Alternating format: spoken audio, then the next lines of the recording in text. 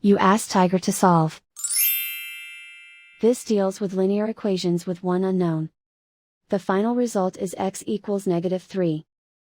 Let's solve it step by step. Simplify the expression. Simplify the arithmetic.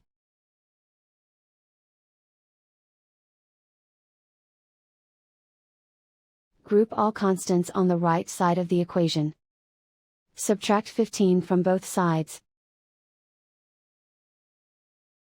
Simplify the arithmetic.